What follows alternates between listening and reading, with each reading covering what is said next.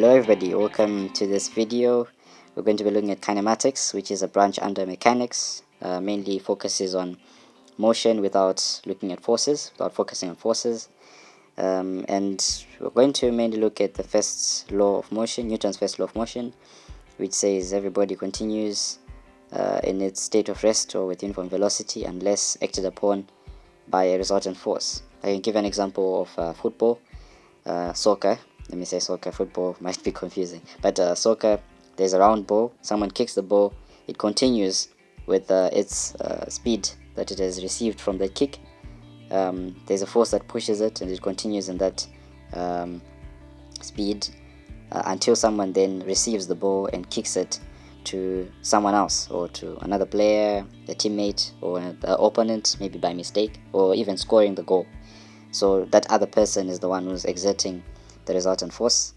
Or even when the ball is just stationary on the ground, the first person to get to the ball, or even when it's on the center line, when the whistle is blown, the person who kicks the ball to the teammate to start the game is actually exerting a force on the ball so that it moves to the other person, and that is the action of the resultant force, pushing the ball so that it goes to the next person from rest. So that's basically the idea that we're going to be looking at from the initial time. The force that's there, we are not going to look at it, but we're going to look at the speed that the ball will be moving at, or the speed that the body will be moving at, the time that is going to take, the distance that it is going to cover, and the final speed that it is going to be moving at, and also when it eventually comes to rest, the acceleration and the deceleration. We're going to look at all of that in this video, so let's move on. Okay, so now we look at the graphs of kinematic equations, which are basically a method that we can use to derive the equations of motion. So I think you already know how to get y is equal to mx plus c using graphs. So that's basically the idea there. As you can see, the gradient, which is the m, is the change in y over change in x. We're going to have speed time graphs, acceleration time graphs, distance time graphs. So with the distance, speed, and the acceleration, those are the y-axis. So it's change in y, change in all those variables with respect to time. So the x will be the time in most of our examples, if not all of them. So you're going to see everything is written there. There's no need for explanation. Maybe with the y-intercept, you see that it's starting from the origin, 0 axis, 0 for the y-axis, and the 0 for the x-axis, which are the components of the origin. But in this case, with the one at your right, the graph at your right, you see that it starts at C. That C is the y-intercept, which is basically where the line graph, where it intersects with the y-axis. That's why it's called the y-intercept. I think we all know that. So from that 0 line of the x-axis, or where the x-axis intersects the y-axis, where you can see there, which is the origin, that's 0 up to C. That range there will give us u, which is the speed. So we are taking, in the case that it's speed, where you can see y or v. The v is the velocity, u is initial velocity, v is usually the final velocity. So it means the y-intercept is the u. Basically from 0 to c, it will give you u. So it means the value of 0 to c is the same as u, which means u is the y-intercept. So which means you're going to put u instead of c there. So it becomes, so since that graph is speed time graph, speed divided by time will give you acceleration. So it becomes speed v is equal to a t, because t is the x, mx, the gradient m is acceleration a, the x is t, which is time, plus the y-intercept, which is u.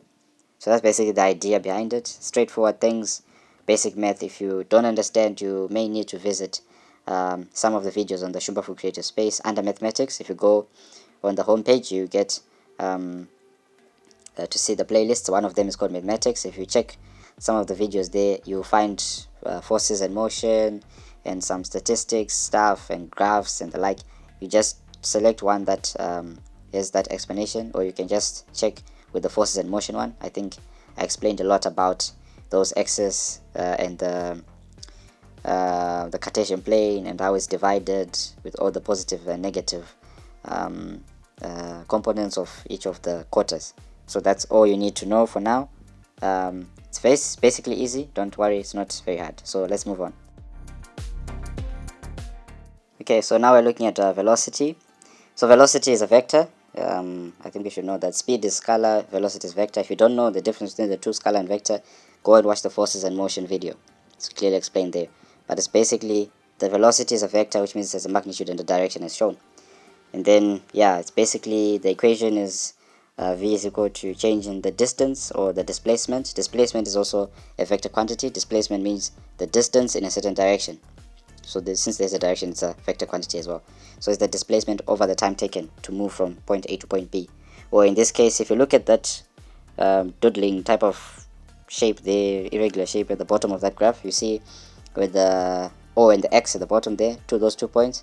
If you travel the longer distance there, it will be the distance from O to X with the following the blue arrows, that longer distance, you just call it the distance. So what you get there is the distance. But with the OX now, if you move from O to X with along that straight line from O to X using that arrow, the yellow one, you will see that it's in a certain direction, it's in a straight line, certain direction, and that's what we call displacement. So if you're asked to find the displacement, it's the straight line there from O to X using that yellow arrow. But if you are looking for the distance traveled, let's say they use that longer distance, you won't say displacement now, it's now distance.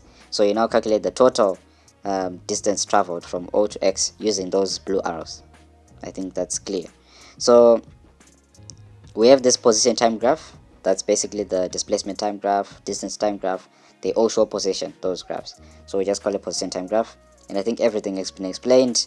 It's pretty straightforward. But what I would want you to understand is that where you see the straight lines, it's uniform motion. It's not, when we say it's moving in a straight line, we're not talking about the straight line on that graph. No, we're saying it's moving from point A to point O to point X, like shown on the map there. But on the graph, we're saying if it's a straight line on the graph, it means it's uniform motion, it's constant, you see, or it's stationary for a certain time. Like you can see from H to W on that yellow graph, that horizontal line there, the object was stationary. You see, you're going to read that as shown in the explanation in orange. And then with the purple one, you can see it's curved, which means that it changes. If you have to put tangents following the profile of that curve, you'll find that you have a lot of changes in direction, and also the gradient will be changing. The gradient of the tangents will be changing as you move up and as you curve. So which means that the gradient is not the m that you are used to change in y over change in x. Then you just find the difference. No, it's a bit different from that. So you need to do some differentiation and the like. So we're going to factor in calculus, as you're going to see later on. So brace for that. But the calculus that we're going to use is basically with integrals. It's basic, nothing very hard.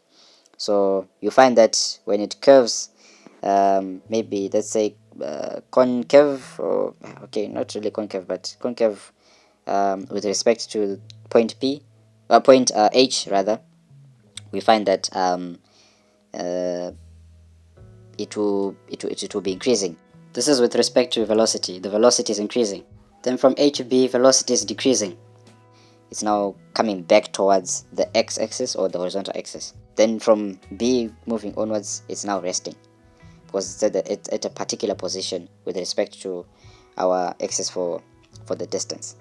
So since the distance will be constant, it means it is at the same place. But with the orange graph now, you see that there's a line that's moving downwards, which means the speed is in the negative direction, which means that the distance is reducing, and it's in the negative direction, which means that the person is traveling towards the place they were coming from, because it's now moving to the x horizontal zero line. So it means that they're coming back to where they started. So they went somewhere, let's say they're going to groceries, to buy groceries, and then they're now coming back. That's what the orange graph is showing. But let's suppose that when they arrive at the groceries, they've forgotten their wallet. So instantaneously they return. So which means we won't have that horizontal line there. Let's suppose that's the case. We won't have that horizontal line there, which shows that they were parked, or they're doing some shopping, their car is parked. So as soon as they reach the supermarket, they realize their wallet is at the house, and then they return back home. And that means you have a triangle instead of that trapezium type of shape. So yeah, that's basically it. I don't want to explain a lot. I think it's pretty straightforward. Let's move on to acceleration. My apologies if I explained something concerning acceleration on the purple graph. With the distance time, we are just talking about the increase in speed and the decrease in speed, not acceleration. I might have to correct that, or you can correct it as you watch. So with the acceleration now, everything we already understand. Acceleration is still vector quantity. The only scalar quantity we're probably going to be dealing with is time. Yes, we are not going to say time in a certain direction. We don't have that. But for the rest, speed, acceleration, distance, we can say it's in a certain direction. So we have these two graphs again, but for the orange we have different letters. I'm trying to distinguish the two so that you won't have to confuse with the speed time, like I almost did, with the position time graph rather, or displacement time graph, like I almost did. So we have the same map that I was talking about. It's just the same thing with the displacement time, but here we're now looking at moving from the origin right to t. So from O to P it's acceleration, from P to Q it's constant speed, no acceleration, so which means it's at equilibrium, constant speed.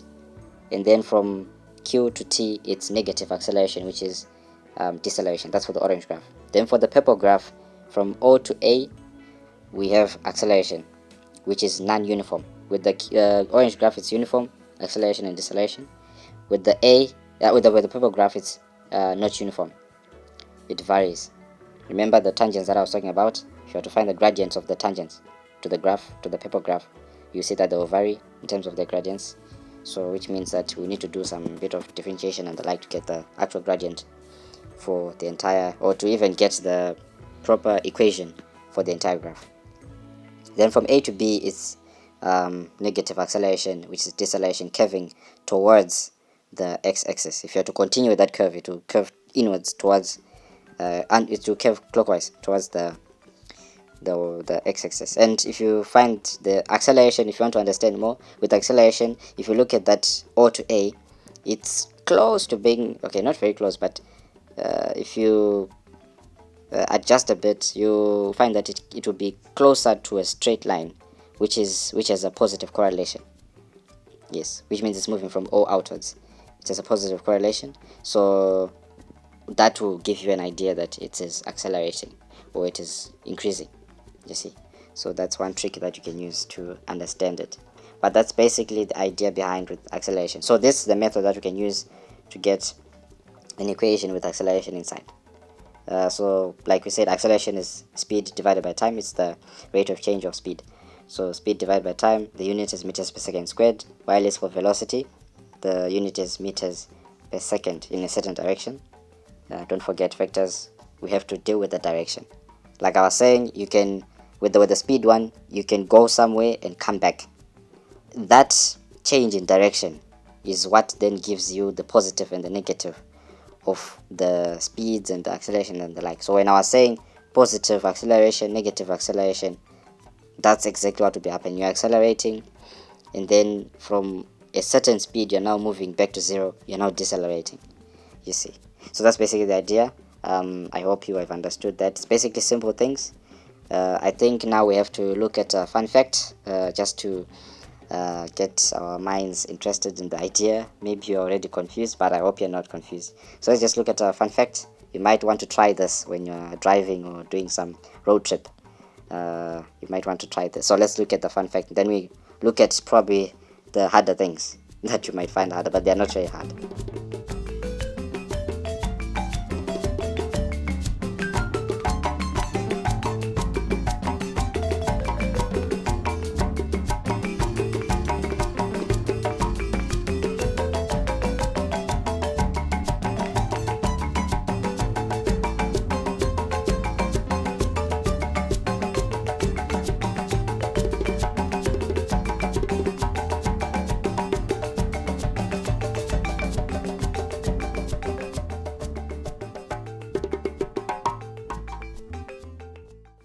Okay, so I hope you will try these experiments in your car when you're now on a road trip, or in a bus, or in a train, whatever.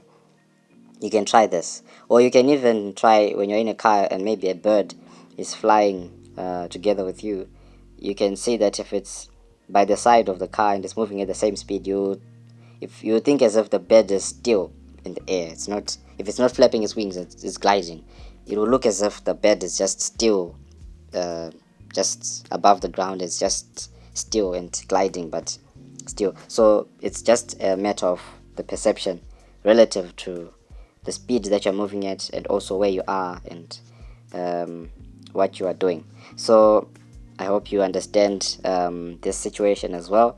If the car then accelerates and eventually gets to a constant speed, you will find that because you are in a car that's moving at a certain speed, you won't see as if this car is speeding a lot, but it's actually moving at a very fast speed.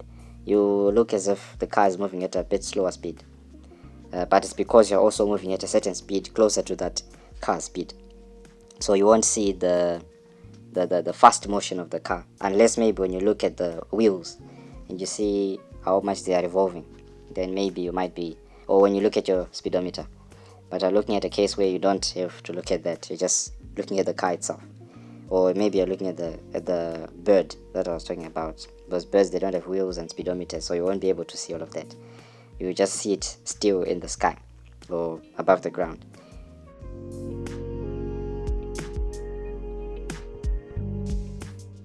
Okay, so now we move on to what we are going to be using, the symbols that we're going to be using. Mainly looking at a uniformly accelerated motion, so our acceleration has to be uniform. Constant acceleration, that's basically uniform acceleration. It's not changing. Like with the purple graphs that you're seeing, they were curving. We're looking at a straight line.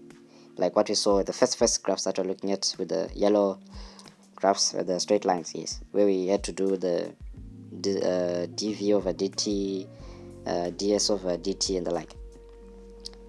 So we have acceleration, which is a vector, initial speed or velocity rather, which is a vector, final velocity, which is a vector, displacement, which is a vector, and then time taken is the scalar. Yes, it's time taken, which is a scalar. And you can see the horizontal axis. We have something moving from u to v rather. At u, its initial time has to be 0, or maybe it can start with another time, but we are taking that in a case that we are starting from 0, time 0, that will be our initial speed, and then our final speed will be time t, as stated by the scenario. And we have our distance s, and then our acceleration towards the east, or towards the right side, your right side, which should be positive. Take note, it has to be positive, that side, which means the opposite side will be negative. So you can apply the same with the for the vertical scenario, the vertical axis. You find that it's starting from the top. Let's say something is dropping, free fall, a body is dropping. It has an initial speed and a final speed. So initial speed at the top where it's starting, and then the final speed at the bottom. It has potential energy in the air and the like. We're not going to look at potential energy for now. That's another topic, energy. But we have potential energy at the top. It moves with kinetic energy, goes back down, returns to potential energy. And then that starts with u speed, which is the initial speed, and then final speed at the bottom. We have the distance from when it starts at the top until it reaches the ground at the bottom there.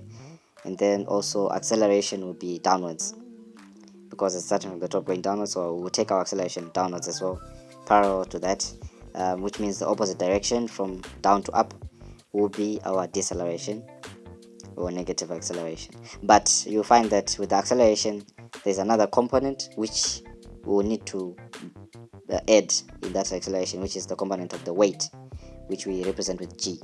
So where you see that a is just a, but when you do the calculations, you'll find that we might need to factor in g and the like, which comes from we can see that g from the, or rather a rather, that's where it comes from. But mainly we also can use with the g in the case of vertical motion, when we look at Newton's second law of motion. So maybe that's where Newton's second law of motion can come in. But most of the time you saw that it's all about stationary objects starting at speed u, which is the initial speed, and then it starts moving because there's a force that has pushed it.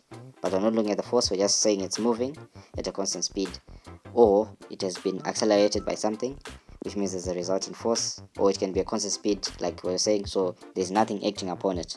So that's the kinematics we're looking at. There's no force acting upon it. That's why we're talking about constant speed, uniformly accelerated motion, and the like. So I think that's it. Let's move on. Okay, now we look at how we derive these equations using another method. We looked at the graphs. Now we're looking at the algebraic method. So basically, we're just using the symbols to derive the actual equations.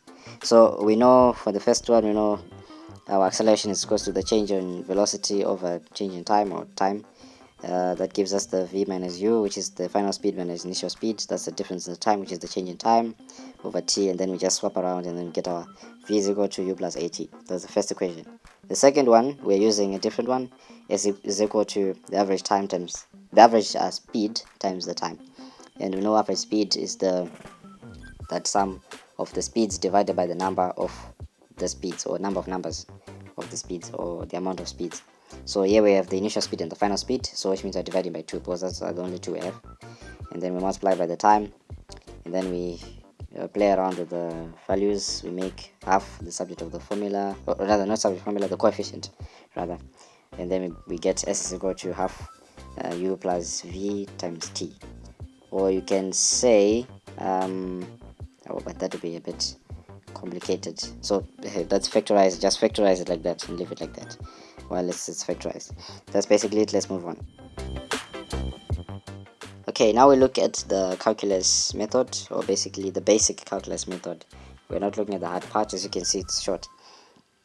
So we just have the acceleration, which is we're using the first equation. So instead of just playing around with the stuff with the algebraic method, you can attempt the complicated one, a bit more complicated, just to prove that you know how to calculate using it. But basically, you just say the change in velocity over change in time, which is dv over dt. dv over dt just means the derivative of velocity with respect to time.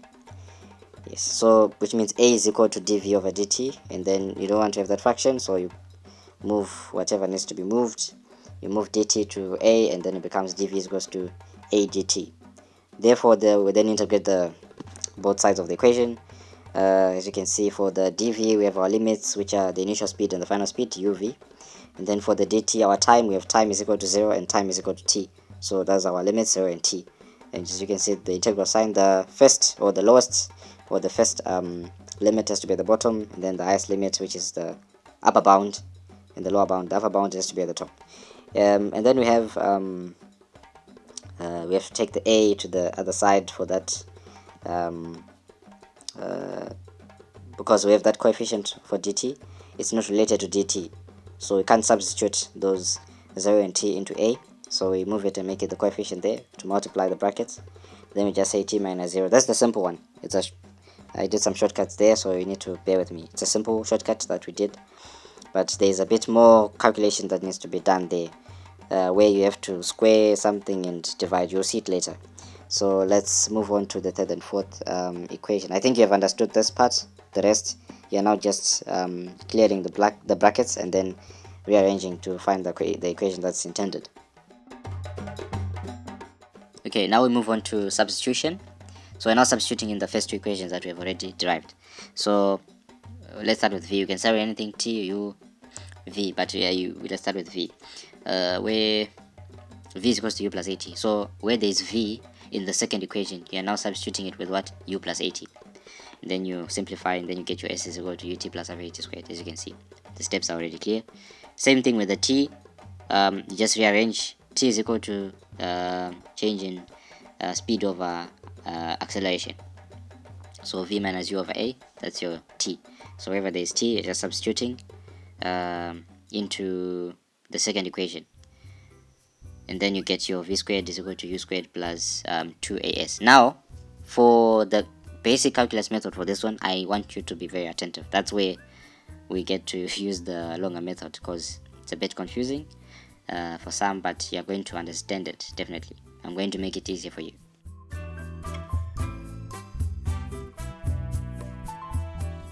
Okay, so here we are going to consider two equations from the graph analysis that we did, or from basic definitions that we looked at.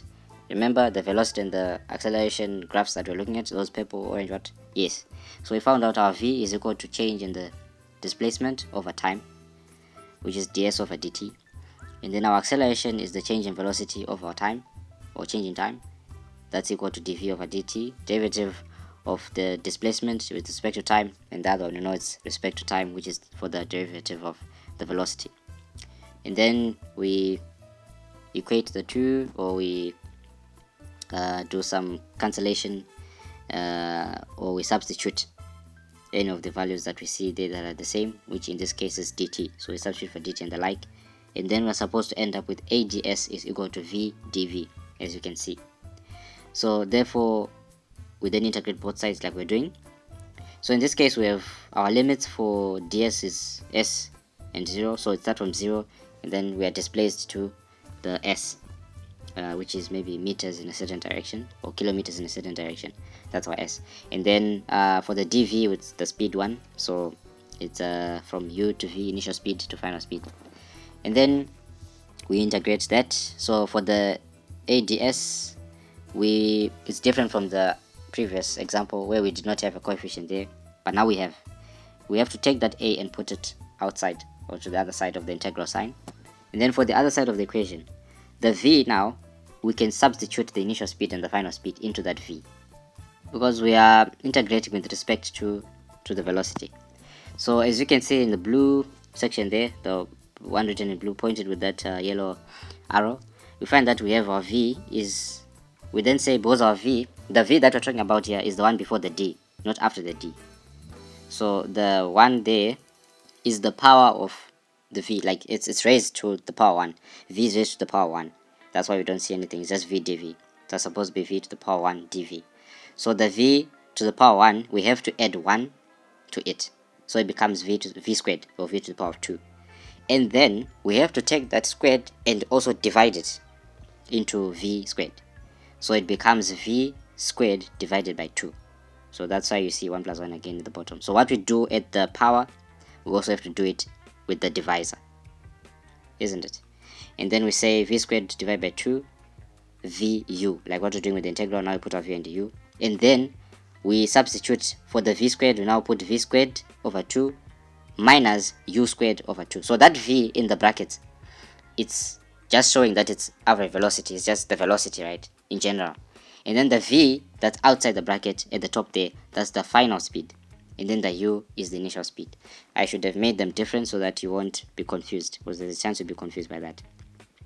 And when you do that subtraction, because they have the same denominator, we just combine the denominator. That's why you see it's v squared minus v squared over 2. We just combine the denominator because they are all divided by 2. And then for the displacement side, we see that it's a multiply the s minus 0. Why we're saying s minus 0 is because we're now left with no coefficient for ds. So 1 to the power, so we have 1, but it's negligible. So we just say 1 to the power 1 plus 1 is equal to 1 squared. 1 squared is equal to 1, so there's no difference. So it's everything just to the times 1 just remains the same. And then yeah, we just simplify everything. For the divisor, which is 2, we make it half, and then we put v squared minus u in brackets just so that we differentiate. Then we take our half that side, it becomes 2as, as you can see, and then we end up with playing around with the equation, and then we get b squared is equal to u squared plus 2as, as you can see. So I hope you understood the procedure. I tried to simplify it and make you understand where all these v squared, u squared over 2 is coming from, which is the same method that you see with the previous and the next example that we're going to have. I think it's only 2 equations that I decided not to use the calculus method, so you can try that on your own.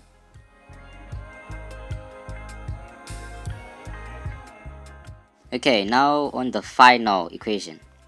I think the algebra part is very easy. You're now just saying u is equals to v minus at, because you just rearranged the first equation, and then you substitute it into the second equation, and you just get, that time we got, I think it's the third equation, we got s is equal to ut plus half at squared. Now it's vt minus half at squared. Now for the last calculation, so that we end this video. Using the calculus method now, we have our initial speed, which is u, basically the same thing, it's speed, so it's ds over dt, basically with the previous example that for the equation that we also worked out using calculus.